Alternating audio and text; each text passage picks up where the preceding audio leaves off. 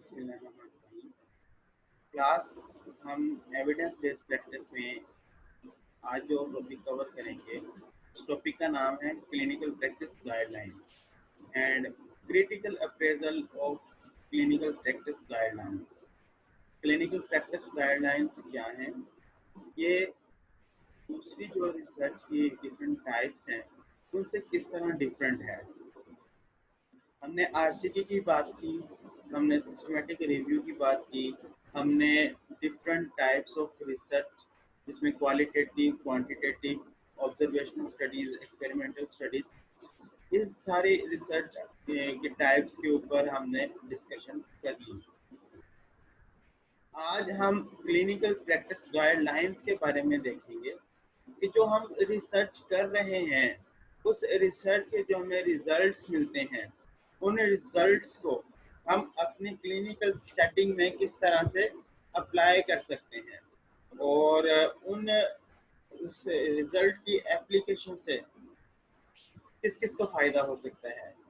सबसे major benefit हमारे patients को होगा, पेशेंट्स को क्वालिटी ट्रीटमेंट मिलेगा। इसके अलावा फिजियोथेरेपिस्ट को बेनिफिट है और साथ में हमारे जो हॉस्पिटल ओनर्स हैं, जो पेयर्स हैं, जो इंश्योरेंस कंपनीज हैं, जो लीगल कंपनीज हैं, जिस तरह ऑफिस वर्कर्स के अंदर कुछ कंपनीज ऐसी होती हैं जो हेल्थ अलाउंस देती हैं। तो जिस पेशेंट को फिजियोथेरेपी रिक्वायर हो तो उसके चार्जेस उनकी कंपनी पे करती है। तो अगर वो ड्यूरेशन ज़्यादा लेंथी होगा तो कंपनी के ऊपर इकोनॉमिक बर्डन ज़्यादा आएगा।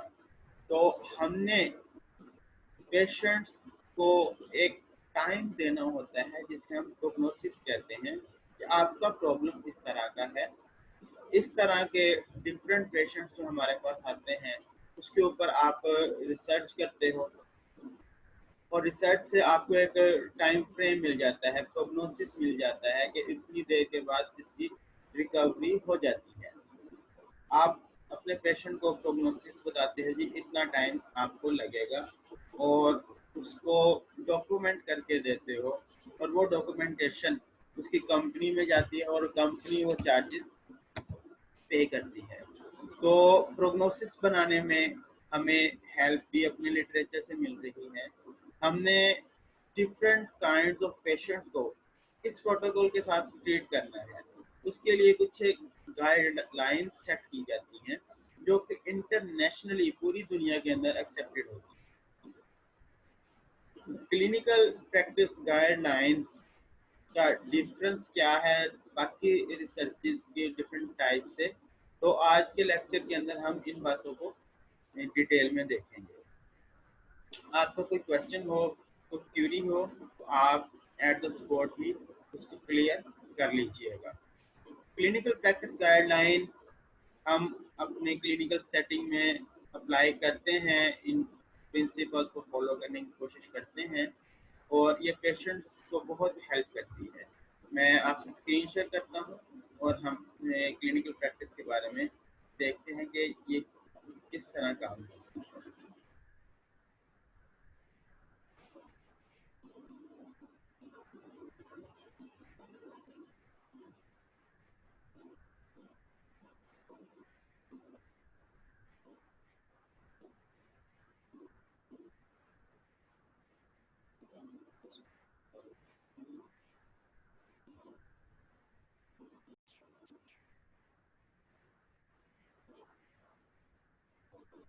ये तो class critical appraisal of clinical practice guidelines, आज जो हमारा रिकमेंडेड बुक में से चैप्टर है डेट इज चैप्टर नंबर 6 और क्लिनिकल प्रैक्टिस गाइडलाइंस क्या होती हैं, इसको इस आर्टिकल को अप्रेज किस तरह से किया जाता है, आज हम इसके ऊपर डिटेल में बात करेंगे। तो यहाँ सबसे पहले हमें इसकी इम्पोर्टेंस बताई गई है कि इसमें हमें सबसे बड़ा फ़ायदा क्या होता है कि हम सिस्टमेटिकली कुछ स्टेटमेंट्स डेवलप करते हैं, कुछ स्टेटमेंट्स डिज़ाइन करते हैं और उससे क्या हमें हेल्प होती है कि हम मैनेजमेंट प्लान उसका बनाते हैं, अपने डिसीजन मेकिंग करते हैं स्पेसिफिक हेल्थ कंडीशन से रिलेटेड। हमारा ट्रीटमेंट या मैनेजमेंट प्लान किस तरह का होगा।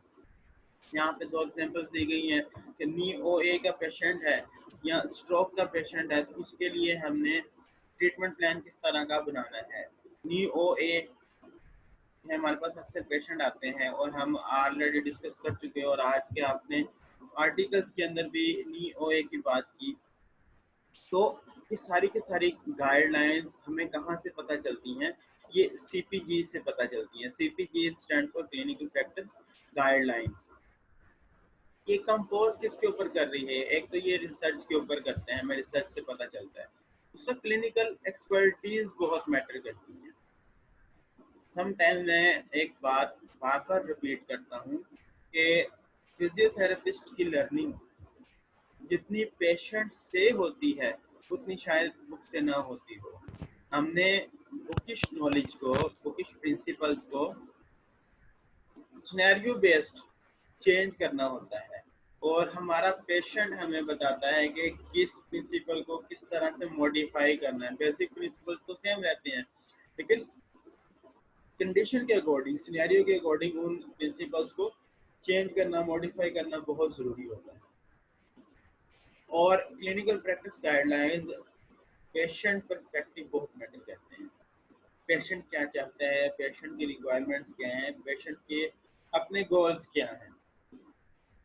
उसके बाद क्लिनिकल प्रैक्टिस गाइडलाइंस का और किस किस को फ़ायदा होता है कि वेरियस स्टेक होल्डर्स हैं हमारे पास, जो मैंने आपको बताया कि इसमें सबसे पहले क्लिनिशियन है। और वो क्लिनिशियन एक फिजियोथेरेपिस्ट अकेला भी हो सकता है या इंटरडिसिप्लिनरी टीम्स, जिसके अंदर मेडिकल स्पेशलिस्ट भी हो सकता है, जिसके अंदर सर्जन भी हो सकते हैं, जिसके अंदर ऑर्थोटिस्ट, प्रोस्थेटिस्ट भी हो सकते हैं। तो कंडीशन स्पेसिफिक पूरी मेडिकल टीम डिज़ाइन की जाती है। पेशेंट भी स्टेक होल्डर्स में कंसिडर करेंगे। स्टेक होल्डर से मुराद क्या है कि इन प्रैक्टिस गाइडलाइंस का बेनिफिट किस किस को हो सकता है। तो ये सारे वो मेंबर्स हैं जिनको इस प्रैक्टिस गाइडलाइन से बेनिफिट होगा। पेशेंट्स, पेयर्स की मैंने आपको बात की थी कि जो हमारे पास इंश्योरेंस कंपनीज हैं या जो कंपनीज हेल्थ अलाउंस प्रोवाइड कर रही हैं, उन्होंने फिजियोथेरेपी चार्जेस प्रोवाइड करने हैं, तो वो हमने प्रोग्नोसिस बनाने के लिए उनको बताना पड़ेगा कितना टाइम चाहिए और उतने टाइम पीरियड के लिए उन्होंने पे करना है। तो उनको जब पता होगा कितना प्रोग्नोसिस है, इतने टाइम पीरियड में इस तरह की कंडीशन ठीक हो जाती है, तो उसके अकॉर्डिंग वो पे करेंगे। Legislators, public health authorities and general public, तो ये सारे हमारे डिफरेंट स्टेक होल्डर्स हैं जिनको क्लिनिकल प्रैक्टिस गाइडलाइन से फ़ायदा होता है। अगर हम बात करें कि high quality clinical practice guidelines, उसमें कौन कौन से कंपोनेंट्स आते हैं और वो किस चीज़ के ऊपर फोकस करती है, तो वो हमारी जनरली क्लिनिकल डिसीजन मेकिंग है और रिसर्च एविडेंस है। हम सिस्टमेटिक रिव्यू जो कंडक्ट करते हैं, जिसके अंदर हम डिफरेंट आरसीटीज को एट अ टाइम कंसिडर कर रहे हैं, क्लिनिकल प्रैक्टिस गाइडलाइन उसको फॉलो करती है। और इसके साथ साथ क्लिनिकल डिसीजंस को भी फॉलो किया जाता है क्लिनिकल प्रैक्टिस गाइडलाइंस में। क्लिनिकल प्रैक्टिस गाइडलाइंस की अगर हम बात करें, तो ये एक पूरी दुनिया के अंदर जितने भी एक्सपर्ट्स हैं उनका लिटरेचर स्टडी किया जाता है और उसके बाद उनका सिस्टमेटिक रिव्यू किया जाता है डिफरेंट आरसीटीज का, और जो एक्सपर्ट क्लिनिशियंस हैं उनकी रिकमेंडेशंस ली जाती हैं और फिर उन सारी बातों को सामने रखते हुए एक ट्रीटमेंट प्लान और एक गाइडलाइन दे दी जाती है। CPGs also tend to be broader than systematic review। ये बहुत इंपॉर्टेंट बात है। सिस्टमेटिक रिव्यू के अंदर हम एक जनरल हमें रिजल्ट मिल गए हैं, लेकिन ज़रूरी नहीं कि उनको हम अपने क्लिनिकल सेटिंग में अप्लाई भी करें। लेकिन जो गाइडलाइंस हैं इनको हम अपने क्लिनिकल सेटिंग में अप्लाई ज़रूर करते हैं। इसमें ये किस चीज़ को एड्रेस करता है, जो क्लिनिकल प्रैक्टिस गाइडलाइन है, ये हमारे पास मल्टीपल एस्पेक्ट्स ऑफ केयर हैं। हमने स्पेसिफिक कंडीशन को डायग्नोज करना है, हमने उसका प्रोग्नोसिस बनाना है और उसके लिए कौन कौन से इंटरवेंशन अप्लाई करनी है स्पेसिफिक हेल्थ कंडीशन से रिलेटेड, तो ये सारे काम हमें सीपीजी से पता चलते हैं।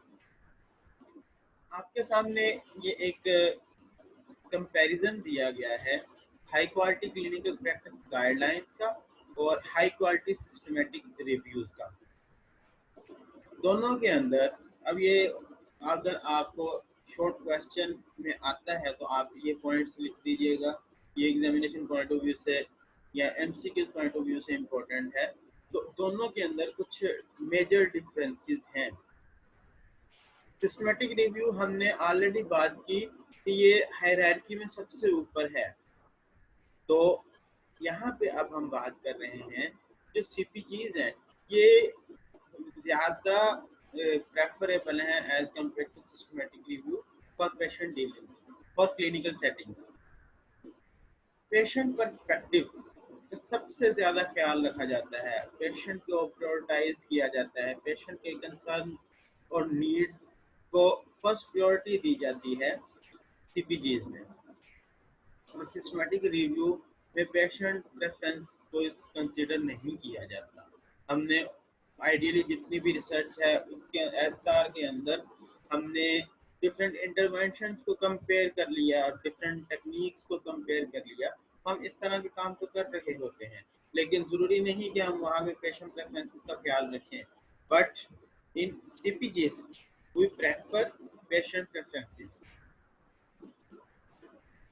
जो सीपीजी है इसमें हमारे पास जितने रिजल्ट्स होते हैं उनको समराइज किया जाता है। रिजल्ट किसके, जितने भी उस टॉपिक से रिलेटेड रिसर्चेस कंडक्ट हुई होती हैं, सारे रिजल्ट्स को समराइज किया और उसके बाद कुछ रिकमेंडेशंस बनाई जाती हैं।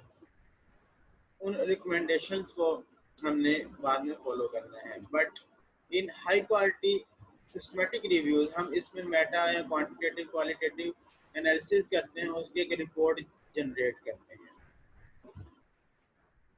Implications for clinical practice guidelines, हम अब इन्हें क्लिनिकल प्रैक्टिस में सेटिंग में ये जो रिकमेंडेशंस होती हैं इनको अप्लाई करते हैं, अपनी प्रैक्टिस में लेके आते हैं। जबकि इस एसआर के अंदर हमें कुछ कंडीशंस, जो क्लिनिशियन है वो आइडेंटिफाई करते हैं कुछ क्लिनिकल कंडीशंस को, और उसके बेस पे वो क्या करते हैं कि कुछ रिजल्ट्स जो स्टडी के हैं उनको कुछ स्पेसिफिक एक्शंस डिज़ाइन करते हैं। लेकिन इसमें सेट गाइडलाइन है तो इसको अप्लाई किया जाता है पेशेंट्स के ऊपर। जो हमारे पास क्लिनिकल प्रैक्टिस गाइडलाइंस है ये हमें कहाँ से मिलेगी, इसकी डॉक्यूमेंटेशन कहाँ पे होती है, ये बाकायदा इंटरनेट के ऊपर बहुत ज़्यादा पब्लिश किए जाते हैं, या ये एक बुकिश फॉर्म में हमारे पास गाइडलाइंस आती हैं। आपने आर्टिकल्स डाउनलोड किए, ये सारे के सारे आर्टिकल्स ज़्यादा से ज़्यादा 10-12 पेजेस के होंगे। वैसे मोस्टली ऑन एन एवरेज जो आर्टिकल आप डाउनलोड करते हो वो 5-6 सफ़ों के ऊपर होता है, 5 to 6 पेजेस का होता है। बट जब हम बात करते हैं इसमें सीपीजीज की, तो ये तकरीबन 30 से 100 प्लस पेजेस के ऊपर कंपोज करता है। तो क्लिनिकल प्रैक्टिस गाइडलाइंस की डॉक्यूमेंटेशन, इसका डॉक्यूमेंट साइज भी बहुत ज़्यादा होता है और बाद में इसे पूरी बुक के फॉर्म में पब्लिश करना पड़ता है। एसआर जो है ये हमें पीयर रिव्यू जर्नल्स के अंदर मिलते हैं। यहाँ पे एवरेज आर्टिकल लेंथ दी गई, मैंने आपको बताया कि यहाँ पे जनरली वो 5 to 15 पेजेस, कुछ आर्टिकल हमें 4-5 पेजेस के ऊपर मिलते हैं, ज़्यादा से ज़्यादा 15 पेजेस लेंथ तक जाते हैं।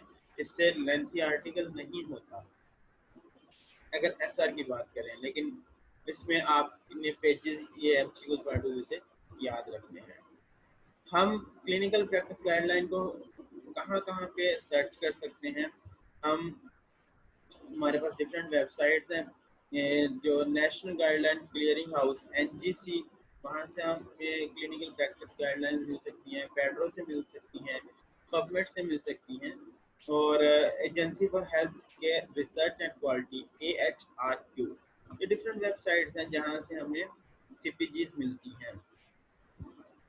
आप लोग कोशिश करिएगा जो जिस तरह आपने अपने टॉपिक जो रीजन आपको मिला था उस रीजन से रिलेटेड एक एक सीपीजीज आपने अब डाउनलोड कर ली है।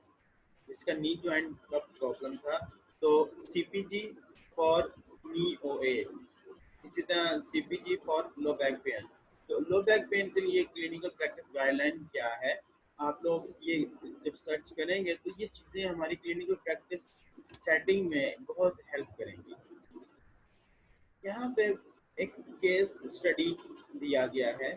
अब ये केस स्टडी जिसका प्रॉब्लम था नी ओ ए के ऊपर, जिसने आर्टिकल स्टडी किया है, मेरे में वो हीरा का था शायद, और हीरा ने लेक्चर ज्वाइन नहीं किया था जब हम डिस्कस कर रहे थे, या किसी और का था, मुझे एग्जैक्ट याद नहीं है।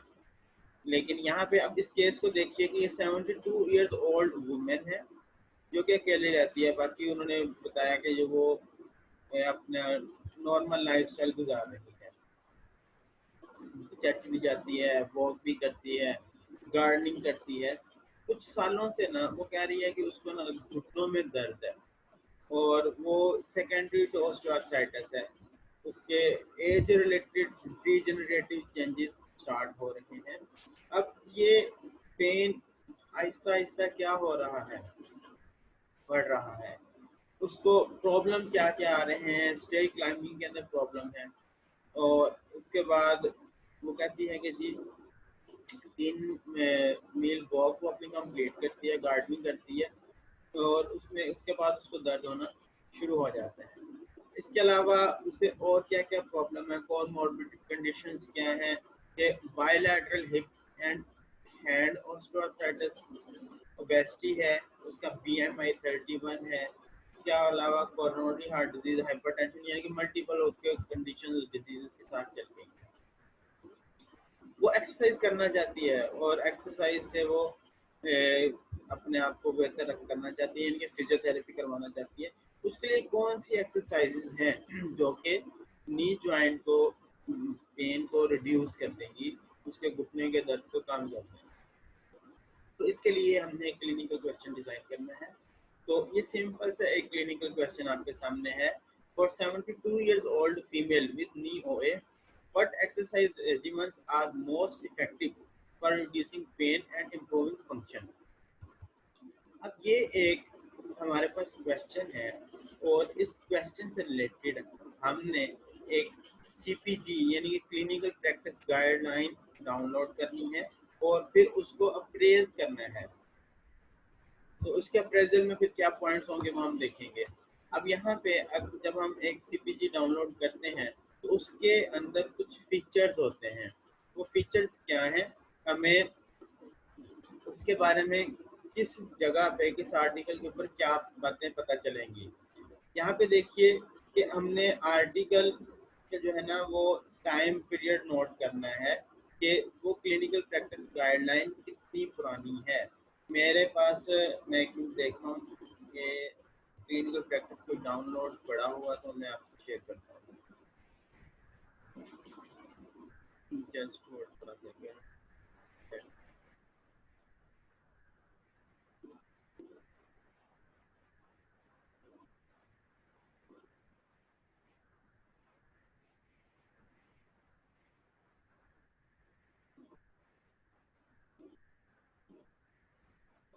चलो मैं ना अभी एक क्लिनिकल प्रैक्टिस गाइडलाइन आपसे डाउनलोड करके भी आपको दिखाता हूँ। ओके, हमने जब भी एक क्लिनिकल प्रैक्टिस गाइडलाइन डाउनलोड करेंगे या उसको देखेंगे तो उस पर सबसे पहले टाइटल पेज पे ना उसका टाइम पीरियड दिया गया होगा। अगर हम नियो की लेटेस्ट रिसर्च बात करेंगे तो हो सकता है वो 2018, 17, 19 में से किसी टाइम पीरियड में हो, और इनके वो लेस देन 5 years ओल्ड होनी चाहिए, और टाइटल पेज के ऊपर उसका टाइम पीरियड हमें दिया गया होगा और वहाँ से हमें उसका पता चल जाएगा कि ये कितनी पुरानी गाइडलाइन है। इसकी रेलिवेंसी क्या है कि हमने जो प्रॉब्लम है उससे रिलेटेड उससे हमें मिल रहा है या नहीं मिल रहा। CPG must be revised at least every 5 years to be considered current. हर 5 साल के बाद उसको रिपीट जरूर होना चाहिए, और 5 साल तक तो वो कंडीशन चल रही है, लेकिन 5 सालों के बाद बहुत से चेंजेस आ जाते हैं। तो हर 5 साल के बाद क्लिनिकल प्रैक्टिस गाइडलाइन को रिव्यू किया जाता है। यहाँ पे ये बात बहुत इंपॉर्टेंट है, स्पॉन्सरिंग ऑर्गेनाइजेशन। जब क्लिनिकल प्रैक्टिस गाइडलाइन तैयार की जाती है तो कोई ना कोई ऑर्गेनाइजेशन होती है जो कि स्पॉन्सर करती हैं, क्योंकि जितना काम है ये फंडिंग रिक्वायर है, पैसों के बगैर तो कुछ नहीं होगा।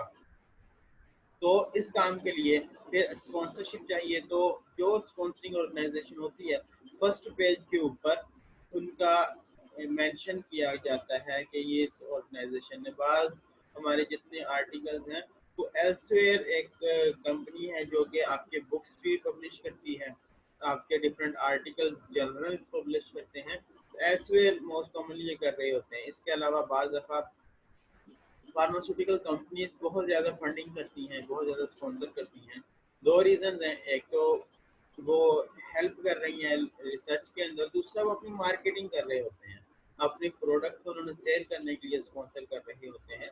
तो सीपीजीज के ऊपर अगर हम फिजियोथेरेपी एस्पेक्ट में बात करें तो हमें कुछ जनरल एक्सरसाइज रिलेटेड बातें पता चलेंगी, लेकिन अगर नी ओ ए ही है और एक ऑर्थोपेडिक फिजिशियन ने उसके लिए मेडिसिन प्रिस्क्राइब करना है, तो फार्मास्यूटिकल कंपनीज जो उसके लिए सप्लीमेंट्स तैयार कर रहे हैं, जो भी पेन किलर जो कुछ भी है, तो वो स्पॉन्सर करते हैं। तो वो फर्स्ट पेज पे अपना स्पॉन्सरशिप वहाँ पे उन्होंने मेंशन किया होता है। उसके बाद टॉपिक, जब भी हम टेक्स्ट को ओपन करेंगे तो ओपनिंग टेक्स्ट में वहाँ पर क्लिनिकल क्वेश्चन, हमारा जो हमने क्लिनिकल क्वेश्चन बनाया है क्या टॉपिक उससे रेलिवेंट है या नहीं है। नी ओ ए की बात होगी तो जो हमारा सीपीजी होगी उसमें नी ओ ए लाजमी मेंशन होगा। और इसके अलावा हम इसको is the information efficient to access, वो जो डॉक्यूमेंट है वो उसमें सारी चीज़ें क्लियर हैं, वो स्कैन डॉक्यूमेंट है, प्रॉपरली उसे पढ़ा जा रहा है। उसके बाद उसकी depth and information person to your needs, आपने जितना बातें वहाँ पर सर्च करनी है वो इजीली अवेलेबल है या नहीं है, और एट द एंड आप उसे डाउनलोड करना चाहते हो तो उसका पीडीएफ लिंक अवेलेबल है उस वेबसाइट पे या नहीं है। तो ये हमने एक जनरल कैरेक्टरिस्टिक्स हैं, जब भी किसी सीपीजी को रिव्यू करना है तो हमें ये बातें पता होनी चाहिए। अब हम बात करते हैं अप्रेज करना, किसी सीपीजी को किस तरह से अप्रेज किया जाता है। ये अप्रेजल का वर्ड अगर आप हटा दोगे तो आपका जो 6 चैप्टर कंप्लीट है उसके अंदर सीपीजीज की इन्हीं बातों को एक्सप्लेन किया गया है, और एट द एंड उन्होंने कहा कि अगर हमने अप्रेजल करना हो तो हमने इन बातों को फॉलो करना है। बहुत इजी है, जब हमने अप्रेजल बाकी डिफरेंट सर्चेज के कर लिए हैं तो इसमें करने के अंदर आपको कोई प्रॉब्लम फेस नहीं करना पड़ेगी। इसका क्रिटिकल अप्रेजल बहुत इजी है। सबसे पहली बात कि हमने इसमें एक appraisal of guideline research and evaluation to agree to, ये एक गाइडलाइन की स्टेटमेंट है जिसकी बेस पे हमने इसका अप्रेजल करना है। तो ये एमसीक्यू पॉइंट ऑफ व्यू से याद रखिएगा। कितने आइटम्स कंसीडर करना पड़ते हैं अप्रेजल प्रोसेस को? 24 आइटम्स। इनके 24 क्वेश्चंस होंगे जो कि हम क्लिनिकल प्रैक्टिस गाइडलाइंस को अप्रेज करने में चेक करेंगे। और इन्हीं बातों को जो चैप्टर के अंदर लिखा गया है कि हमने जब क्लिनिकल प्रैक्टिस गाइडलाइन है तो उसमें इन बातों को फॉलो करेंगे, इन बातों को चेक करेंगे। तो इन 24 आइटम्स को 6 क्वेश्चंस के अंदर या 6 हेडिंग्स में कंप्लीट किया गया है। इनको ऑर्गेनाइज किया गया है 6 डोमेन्स में। स्कोप एंड पर्पस, जो क्लिनिकल प्रैक्टिस गाइडलाइन है इसका स्कोप क्या है, इसका फायदा क्या है और इसका मकसद क्या है कि हम ये क्यों कर रहे हैं, किसको फायदा होगा। इसमें हमारे पास अब इस एक हेडिंग में 6 क्वेश्चंस होंगे, तो हमने उन 6 क्वेश्चंस को वन बाय वन डिस्कस करना है। इसी तरह stakeholder involvement, stakeholder हम ऑलरेडी डिस्कस कर चुके, पेशेंट हो सकता है, उसके बाद क्लिनिशियन हो सकता है, फंडिंग एजेंसीज हो सकती हैं, पेड हो सकते हैं, जनरल पब्लिक, वो सारे स्टेक होल्डर्स हैं। और कितनी इन्वॉल्वमेंट है उनकी, रिगर ऑफ डेवलपमेंट, क्यों जरूरत पेश आ रही है कि आप इसके ऊपर काम कर रहे हो। Clarity of presentation, applicability and editorial independence, ये इन पॉइंट्स को हम देखते हैं। हमारे पास क्रिटिकल अप्रेजल प्रोसेस क्या है, वही 4 पॉइंट्स जो हमने सबसे पहले देखे थे कि एप्लीकेबिलिटी, उसके बाद क्वालिटी, उसके बाद हमने जो है ना उसमें चेक करना है कि समराइज क्लिनिकल बॉटम गाइडलाइन क्या होगी। इन पॉइंट्स को हम यहाँ पे वन बाय वन देखते हैं। सबसे पहला हमारा जो क्वेश्चन है, स्कोप एंड पर्पस, बहुत सिंपल सी बातें हैं, मैं इसको जल्दी से आपको एलेबोरेट करके हम मूव करते हैं कि जो हमारी गाइडलाइन है उसका ऑब्जेक्टिव क्लियरली वो डिफाइन है, डिस्क्राइब किया गया है या नहीं किया गया, और आपका जो क्लिनिकल क्वेश्चन है वो उस गाइडलाइन में एड्रेस हो रहा है या नहीं हो रहा। इसके अलावा पेशेंट जिसके ऊपर आपने ये अप्लाई करना है वो आपके क्लिनिकल क्वेश्चन से रिलेटेड, जो कि पेशेंट उस केस के अंदर गाइडलाइंस में मेंशन किए गए हैं, बताए गए हैं, तो आपके पास जो पेशेंट आ रहा है या जो आपके क्लिनिकल क्वेश्चन में जो पेशेंट मेंशन किया गया है वो दोनों मैच कर रहे हैं या नहीं कर रहे। जिस तरह हमने अभी एक केस देखा जिसमें 72 ईयर्स एज मेंशन की गई है, तो वो आपके पास क्लिनिकल सेटिंग में एक पेशेंट रिकॉर्ड किया। हमने गाइडलाइन के अंदर ये चेक करना है कि इसमें जो एज की गई है क्या वो मैच कर रही है। तो गाइडलाइन में अगर उसने मेंशन किया है कि हमारे पास 60 से 80 इयर्स ओल्ड पेशेंट्स हमने लिए हैं, तो 72 उस रेंज में फॉलो कर रही है तो मैच कर जाएगी। स्टेक होल्डर इन्वॉल्वमेंट किस तरह से होती है कि जो हमारे पास इंडिविजुअल्स हैं, डिफरेंट रेलिवेंट प्रोफेशनल्स हैं, उनको कंसिडर किया गया है या नहीं किया गया, पेशेंट व्यूज और प्रेफरेंसेस को सॉर्ट आउट किया है या नहीं किया, और टारगेट यूजर्स ऑफ गाइडलाइन वो क्लियरली डिफाइन है या नहीं है। तो ये 6 क्वेश्चन हमारे स्टेक होल्डर्स के होंगे। उसके बाद हमने देखना है कि ज़रूरत क्यों पेश आ रही है। जो हम सिस्टमेटिक मेथड यूज कर रहे हैं, रिसर्च ऑफ एविडेंस, वो प्रॉपर है या नहीं है। उसके बाद क्राइटेरिया जो आप सेलेक्ट कर रहे हो उसे फॉलो किया जा रहा है या नहीं किया जा रहा। उसके बाद जब भी हम एक एविडेंस को एक्सप्लेन करते हैं तो उसकी कुछ स्ट्रेंथ्स एंड लिमिटेशंस होती हैं। तो strength and limitations of a body of evidence वो क्लियरली डिस्क्राइब हुई हैं या नहीं हुई। ये कंप्लीट होने के बाद मैं आपके जो बुक का टेक्स्ट है उस पर मूव करूँगा। तो इन पॉइंट्स को अच्छे से अंडरस्टैंड करते जाइए। उसके बाद हम बुक वाली जो हेडिंग्स हैं उनको भी कवर करते हैं। जो रिकमेंडेशंस हैं वो क्लियरली डिस्क्राइब होनी चाहिए। मैं अब रीडिंग नहीं करूँगा, मैं जो पॉइंट मेन है वो आपको एक्सप्लेन कर देता हूँ।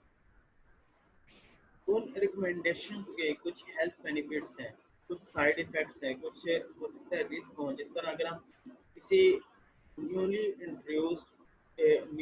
इंट्रोड्यूस्ड ड्रग की बात करें, जो कोई नई ड्रग मेडिसिन मार्केट में आए, तो हर मेडिसिन के कोई ना कोई साइड इफ़ेक्ट्स भी होते हैं, कोई एडवर्स इफ़ेक्ट्स भी होते हैं या रिस्क फैक्टर्स हो सकते हैं, तो वो सारे के सारे एक्सप्लेन किए जाते हैं। तो ये सारी चीज़ें यहाँ पे बताई जानी चाहिए। इसी तरह एक्सरसाइजेज हैं, जीरियाट्रिक पॉपुलेशन है, ओल्ड एज है, और आप उसे फोर्सफुली स्ट्रेच अप्लाई करते हो तो मसल टियर हो सकता है। कुछ इस तरह की कंडीशन और रिस्क फैक्टर्स वहाँ पे मेंशन करना जरूरी है। उसके बाद हमने एक लिंक वहाँ पे फाइंड आउट करना है कि जो रिकमेंडेशन है और जो सपोर्टिंग एविडेंस है उनमें एक लिंक डेवलप हो रहा है या नहीं हो रहा। कोरिलेशन वहाँ पे ज़रूर होनी चाहिए।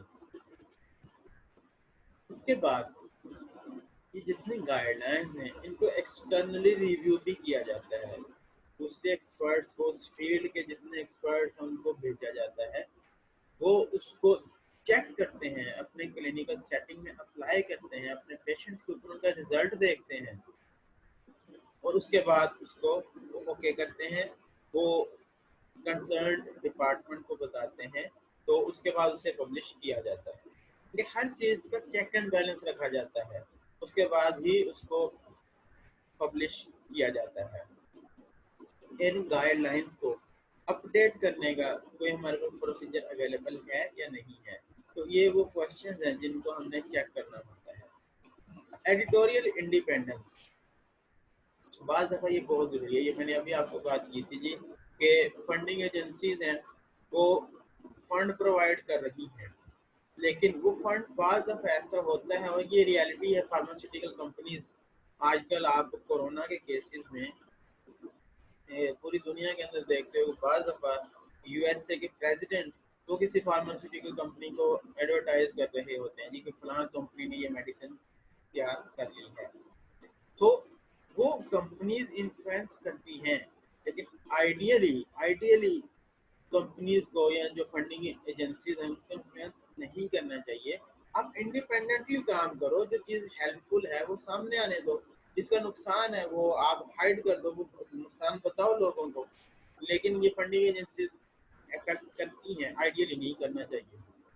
तो दोनों बातें हमने जितना जो सीपीजीज है ट्राई यही करेंगे उसमें वो इंडिपेंडेंट था या नहीं था, हमें ये बात पता होनी चाहिए। उसके बाद were competing interest of guideline development members recorded and addressed, कि वहाँ पे जो मेंबर्स थे उनके अपने क्या इंटरेस्ट थे, वो क्या चाहते थे, उन सारी चीज़ों को आपने रिकॉर्ड किया गाइडलाइंस के अंदर। ये सारी चीज़ें मेंशन करना भी ज़रूरी है। क्लैरिटी ऑफ प्रेजेंटेशन, जो रिकमेंडेशन है वो स्पेसिफिक हैं या एम्बिगुअस हैं। क्लियरली आप एक पीओए की गाइडलाइन उठाते हो और आपको सारी चीज़ें पता वहाँ पे मेंशन है क्लियरली, और अगर वहाँ पे एक जनरल बात लिख दी जाएगी कि एक रफ सी मैं बात कर रहा हूँ, हम न्यू ए के ऊपर अल्ट्रासाउंड अप्लाई करते हैं, उसके क्या इफेक्ट्स हैं, तो कहते हैं ये आज से 15 साल पहले कोई रिसर्च हुई थी, अभी हमें कोई एविडेंस नहीं मिलता, तो कर लें ना करें, कुछ इस तरह की एम्बिग्विटी हो तो नहीं है। क्लिनिकल प्रैक्टिस गाइडलाइन में जितनी बातें लिखी गई हैं वो क्लियरली स्पेसिफिक होनी चाहिए और इजीली अप्लाई किया जा सके उनको, इस तरह गाइडलाइन वो सारी हमने उसमें चेक करना है। Different options for management of condition clearly presented, हमारे पास 20 पेशेंट आ गया न्यू ए के साथ, उसका ट्रीटमेंट प्लान किस तरह से बनाना है, और एक लीन पेशेंट है उसका ट्रीटमेंट प्लान किस तरह से बनेगा, जीरियाट्रिक पॉपुलेशन में और पीडियाट्रिक पॉपुलेशन में कोई पीड्स के केसेस आ गए, वो सारी चीज़ें डिफरेंट कंडीशन पे ट्रीटमेंट प्लान डिफरेंट हो जाता है, तो वो सारे भी वहाँ पे मेंशन होने चाहिए। और जो जितनी रिकमेंडेशन है की रिकमेंडेशन उसमें कुछ होंगी कि सारी गाइडलाइंस के अंदर कुछ मेन पॉइंट्स भी दिए गए होंगे, तो वो इसलिए वहाँ पे अवेलेबल है या नहीं है।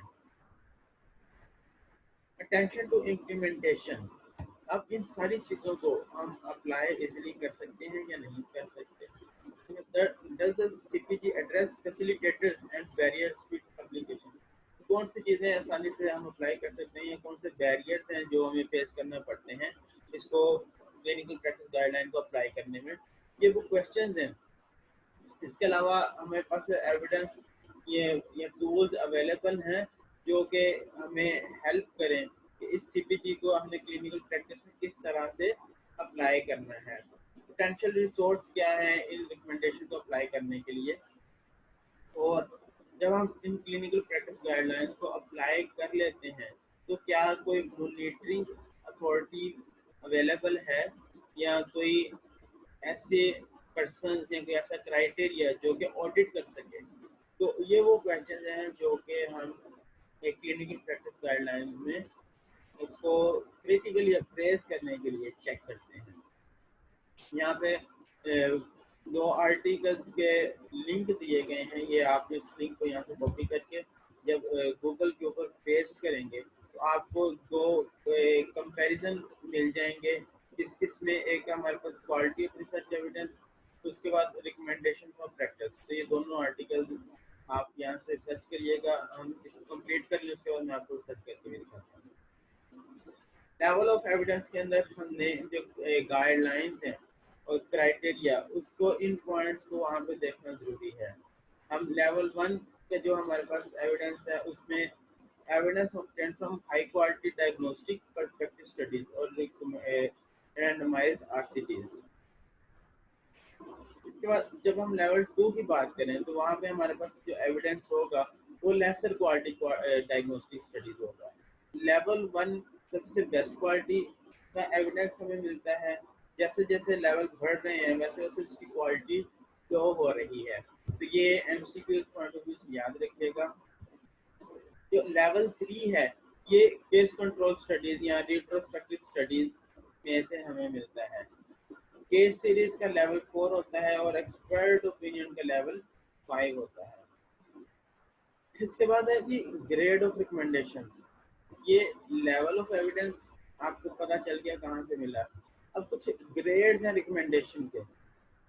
जो क्लिनिकल प्रैक्टिस गाइडलाइन है उसको आपने रिकमेंड करना है तो वो रिकमेंडेशन कितनी स्ट्रॉन्ग होनी चाहिए, कितनी हेल्पफुल होनी चाहिए।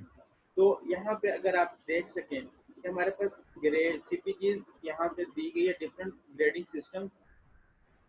2010 में ये एक रिसर्च कंडक्ट की गई थी 2010 में और उनके अकॉर्डिंग हमारे पास यहाँ पे ए से लेके एफ तक ग्रेड्स हैं। जिस तरह ऊपर हमने लेवल्स की बात की इसी तरह यहाँ पे ग्रेड्स है। अब इनमें डिफरेंस थोड़ा सा होगा वो हम यहाँ पे चेक करते हैं। ग्रेड ए की जो हमारे पास रिकमेंडेशन है वो स्ट्रॉन्ग एविडेंस है उसका और वो हमें कहाँ से पता चल रही है, वो हमने 8 सिटीज रैंडमाइज करके कंप्लीट प्रोसेस के थ्रू और लेवल 1 की स्टडी है। जबकि अगर ग्रेड बी की बात करें तो वो मॉडरेट एविडेंस है। फिर सी वीक हो गया, कन्फ्लिक्टिंग एविडेंस है, थ्योरेटिकल है। एफ ग्रेड जो होता है ये एक्सपर्ट ओपिनियन होती है। बहुत से क्लिनिशियंस जिस तरह हमारे एक सीनियर हैं जिन्होंने अपना एक ट्रीटमेंट BTM कुछ इस तरह का बिनिनाम ट्रीटमेंट मेथड था, BITM उन्होंने डिज़ाइन किया। अब वो सारे का सारा उन्होंने रिसर्च भी की होंगी लेकिन मोस्टली वो उनके एक्सपर्ट ओपिनियन है। अगर उन्होंने फील्ड के अंदर काम किया तो फील्ड में एक्सपर्ट होने की वजह से उन्होंने अपना एक ट्रीटमेंट प्रोटोकॉल दे दिया।